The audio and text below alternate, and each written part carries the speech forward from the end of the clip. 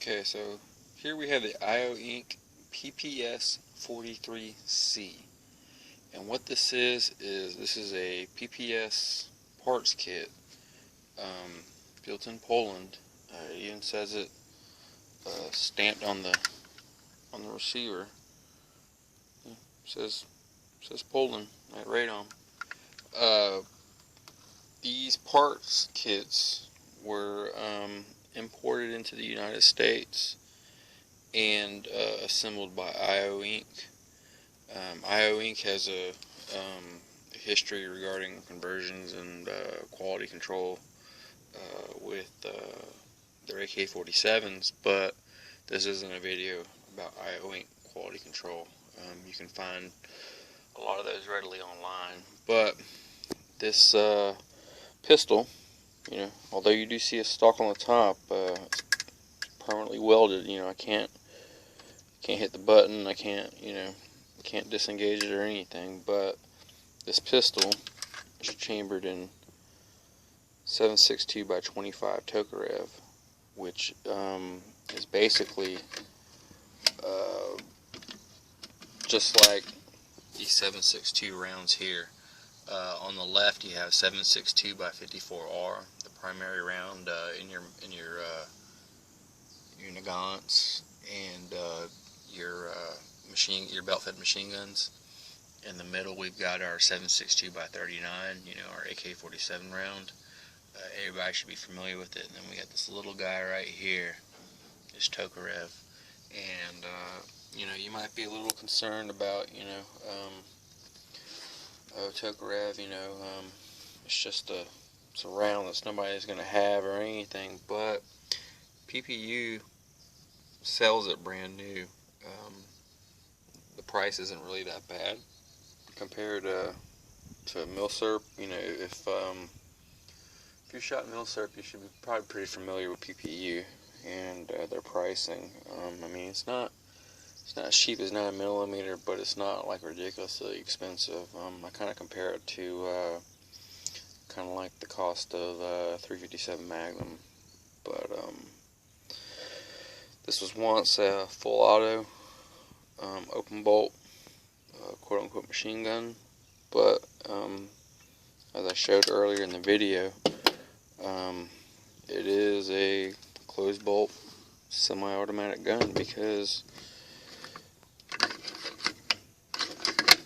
the bolt doesn't lock back or anything. Oops. So we just knocked our rounds over, but it doesn't lock back and goes forward when you cock it. Got a little bit of surface rust right there, but that was from the previous owner. Me messing in with it and not wiping my oil off my hands. But this is a PPS 43. It's got a 35 round double stack magazine, which is pretty nice. I've only shot about 5 rounds out of this because what happens is on this gun, it happened to me. I've seen a video of a guy complaining about the issue, and then I seen a guy doing the issue. But what will happen is on this mag well, it's just so well built. You just want to grab it, and it doesn't feel wrong for it being grabbed. But also you can look, and it almost feels like reinforced. So with this reinforced mag well, I kind of hold it, but also with it being a small barrel and a really hot round, 7.62 by 25, that's I want to say 1500 or 1750 feet per second. So it's a hot little 85 grain round. Compared to like a 380, it's fast. It's fast. It's got some punch to it, and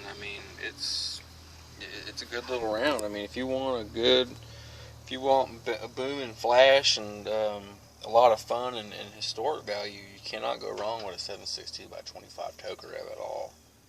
I plan on getting a TT or a TTC pistol, probably Romanian or Polish, because I got a little thing for things from Poland, and especially this. I mean, this is definitely a piece of history. But I'll probably make a video later of me shooting it, because oh yeah, what happened with the issue was I had it fired here, and these are hard primers. This is milsurp, because you can tell it's got the little dimple right there. That's a milsurp round, because they didn't want the enemy recovering the brass and reloading the stuff, or which I don't know, maybe you'd think they'd recycle it and melt it all down, or figure out some kind of way to use it, but would hold this, I mean, super tight. And what I did was, we've already checked it. I've already opened this bolt a couple times, but what I did was pull the trigger the first time, nothing happened, nothing went off. So when I leaned it forward, it didn't extract all the way, which is pretty normal. So what I did was I chambered it again, and I pulled the trigger. It went boom. I was like, okay. So I pulled the trigger. It went boom again. Alright, I was happy. So I had 5 rounds in the magazine. So on the 4th trigger pull, I wanted to go fire, and I don't know if I kind of limp wristed it or something like that, kind of limped it and pulled it. But at the same time, what I did was, with my grip on the forward grip, was I was kind of pushing forward, and I don't know if I inadvertently bump fired the gun, but 3 rounds went off pretty quick. And there's a video of a young man shooting a PPS, and I think the title is bump firing, and that's the exact same round, that's the exact same sound it made when it went off. I mean, it kind of freaked me out a little bit, but I've only bump fired a Norinco AK Hunter. It's got a really, really super light trigger, and I bump fired that on accident one time, and ever since that, it kind of spooked me when kind of stuff happened. So I kind of stood back and did my research and everything, because with conversions, especially once open bolt guns, this thing's a super huge bolt. When I open it up and show you, I mean, it's definitely a monstrous bolt that's in there, and you'll kind of understand, because I was thinking maybe with the weight of the bolt or something like that, maybe the conversion on the internals wasn't done properly, and maybe the bolt jumped, whatever that was supposed to stop it. It could happen, because the guy was saying that IO quote unquote refuses to look at it, but it's just one of those things, especially one of those things you hear about online. You don't really know what to say, but you got to pay Uncle Sam $200, get a tax stamp, which you can drill this button out, and you can either buy a new stock, or you can buy a cutoff piece and re-weld it. But if you go that route, you'll get additional magazines, because they'll sell it as a parts kit, which will be this and a couple magazines, maybe a sling or something like that. But long term, that'll definitely save you if you go with the parts kit, because you never know with this stuff. But what I'm gonna do real quick is I'm gonna show you how to open it real quick. But what we've got to do is I'm trying to figure out how to do this with one hand. Okay. First, we got to make sure the gun's empty. Okay. There's no magazine in there. There's no round. There's no round in the chamber. I can see it from my angle. I can't see it from the camera angle, and I can't lock this back. So let's extract it again. Okay. There's nothing. But we got to make sure the bolt's pulled back and the hammer's down, because there's a little button. It doesn't look like it, but right there's a button. So let's hit the button. We hit the button.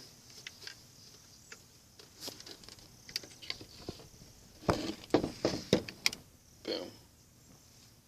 Kind of gives you an idea.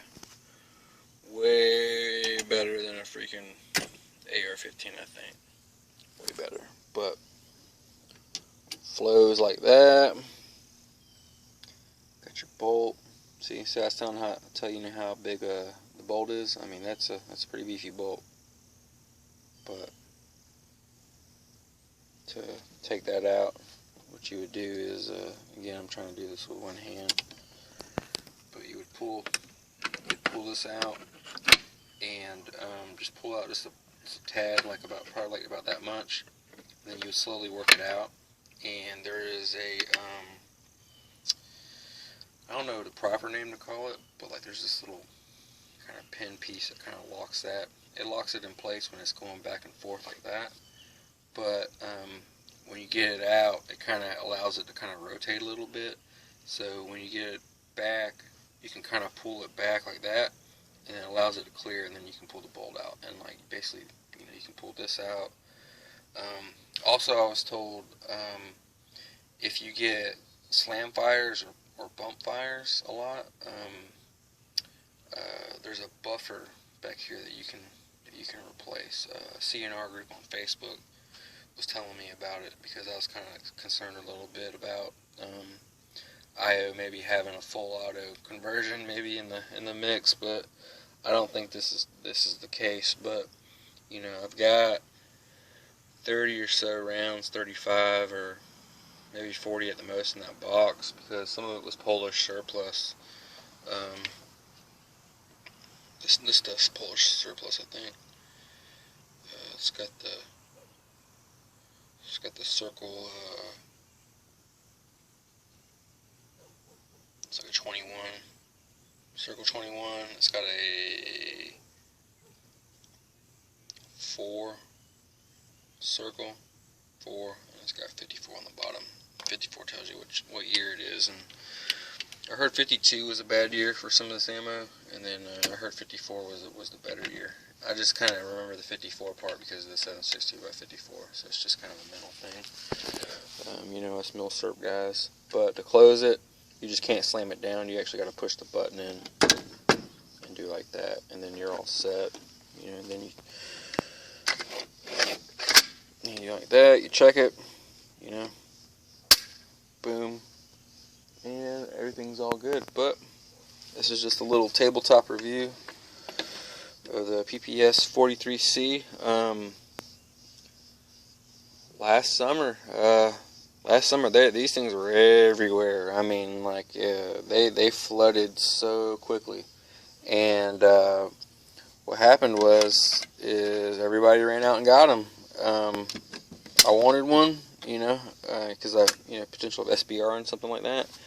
And you know, I was really thinking about it, and I didn't get around to it. And these were once 300 or so, and now they're whatever you're willing to pay for them, because I don't think IO's messing with them anymore. I'll confirm and make sure, but I mean, they're not being made anymore, so whatever's here is here. And you know, if you got one, you got one. If you don't, you don't. And I kind of fell into the I don't have one category. Since it was Tokarev, I had to have it. So had to trade a Mauser HSC pistol, and the guy was into milsurps just like me. I said, hey man, you know, let's trade this HSC, and he traded me the HSC for this PPS 43-C, and I got 6 magazines and a box of ammo, the sling, and everything. I mean, I feel it's a pretty good deal. It's just I had a hard time getting rid of that HSC. I bought it because I had extra money, and I should have paid the extra $100 and I got the Smith & Wesson revolver that the guy had, but it's kind of being cheap with, you know, 5 bills. So you know, you know, I say, hey, look, you know, this was 3 at one time. You know, I paid, you know, close to 5 for this. You know, will I ever make my money, overpaid, or whatever. No, I don't necessarily think I overpaid. I mean, I think I'll eventually get, you know, 5 or maybe 650 out of this. I mean, like it'll hold whatever value I put into it. And, just as long as if I get more magazines for it, like if I end up getting 10 of these and a good bit of PPU ammo, some brass, some Tokarev dies, and all that good stuff, it would definitely make it collectible and kind of good value for somebody looking in the market. But I'm finishing up here, and apologize for all the bird noises. I got rid of most of that dog barking from earlier, and when I come out here in 8 in the morning, I try to do my video between 8 and 10, and freaking day before Halloween, squirrels were going nuts, so I couldn't do my early morning video like I wanted to do, but got it taken care of it and everything, and just like to wish everybody a happy Halloween, and gotta love some of the stuff you find in your yard. You gotta love finding a squirrel skull and a bird's nest, but it is what it is, and everybody knows I'm Mr. 7.62, but that's pretty much the 3 7.62 calibers right there. You got your 7.62 by 25, 7.62 by 39, and 7.62 by 54R. And that's a lot of fun. But alright guys, y'all have a good Halloween, and I'll catch you guys later. Stay tuned for the PPS in action video.